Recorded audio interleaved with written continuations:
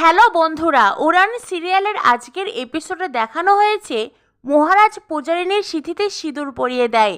আর তারপরেই পুরোহিত মশাই মহারাজ পূজারিনীকে বলেন, তোমাদের বিবাহ সুসম্পন্ন হয়েছে, এখন থেকে তোমরা স্বামী স্ত্রী। তখনই ঠাম্মি এসে বলে, দেখি দেখি আমার মহারাজকে দেখি, ও বাবা, দুজনকে পাশাপাশি কি সুন্দর লাগছে, মনে হচ্ছে যেন লক্ষ্মী নারায়ণ। পুরোহিত মশাই তখন বলেন, যাও এবার তোমরা বড়দের আশীর্বাদ নাও। মহারাজ আর পূজারিনী গুরুজনদের পায়ে হাত দিয়ে প্রণাম করে। তারপরে শিব আর মিলি দৌড়ে আসে। শিব মিলি বলে, এখন সকলে মিলে দাঁড়াও, আমরা ছবি নেব।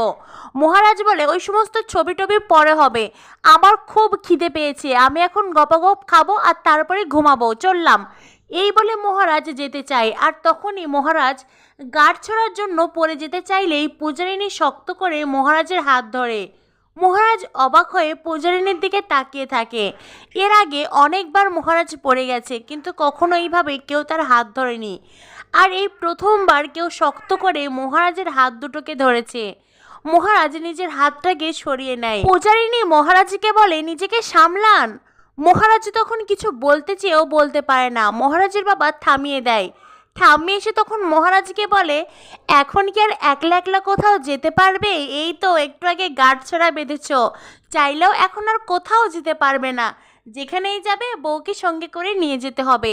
মহারাজ বলে, তা আবার হয় নাকি? আমি যখন যেখানে যাব ওকে সঙ্গে করে আমার নিয়ে যেতে হবে? পূজারিনী তখন মিটমিট করে বলতে থাকে, আমার যেন বয়েই গেছে ওর সঙ্গে সঙ্গে ঘুরতে। মহারাজের বাবা বলেন, যেখানে যাবি ওকে সঙ্গে করে তোর নিয়ে যেতে হবে না, তবে কালকে সূর্যোদয়ের পর বাড়িতে পৌঁছানোর আগ অবধি ওর সাথেই তোকে থাকতে হবে।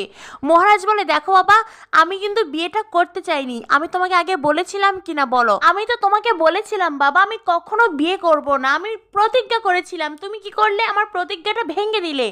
ঠাম্মি বলে, বেশ করেছে, তোর বাপ বেশ করেছে। প্রতিজ্ঞা করেছিল না? কি প্রতিজ্ঞা? উনি কখনো বিয়ে করবেন না। তোর বাপ যা করেছে ঠিক করেছে। ঠাম্মির কথা শুনে সকলেই হেসে ওঠে। মহারাজ বলে, ঠাম্মি ঠাম্মি ভালো হচ্ছে না, কিন্তু তোমরা সকলে আমার সঙ্গে এমন করছো, আমি কিন্তু ভীষণ রেগে যাচ্ছি। পূজারিনী তখন মনে মনে ভাবতে থাকিস, উনি রেগে যাচ্ছেন আর আমার মনে খুব আনন্দ হচ্ছে একজন গুন্ডাকে বিয়ে করে। ঠাম্মি তখন মহারাজকে বলে, এই বুড়িকে ছেড়ে যখন একে বিয়ে করেছো, তখন তো বাবা তোমাকে সমস্ত নিয়ম আচার পালন করতেই হবে। তখনই পূজারিনীর মা এসে বলেন, ঠিকই তো, এত সময় ধরে এত সব নিয়ম আচার পালন করলে বাবা তোমার তো খিদে লাগবেই, চলুন আপনারা সকলে চলুন, দয়া করে চলুন। এই বলে পূজারিনীর মা হাত জোর করে সকলকেই খেতে ডাকে। মহারাজ তখন পূজারিনীর মাকে বলে, আচ্ছা আপনি এভাবে হাত জোর করে কেন বলছেন? এইভাবে বলার কি আছে? এখন তো আমরা সবাই একটা পরিবার। মহারাজের কথা শুনে পূজারিনীর মায়ের মন ভরে যায় আর সকলেই বেশ খুশি হয়ে যায়। এই তো আমাদের মহারাজ। আর পূজারিনীও প্রতিনিয়ত মহারাজকে একটু একটু করে চিনছে।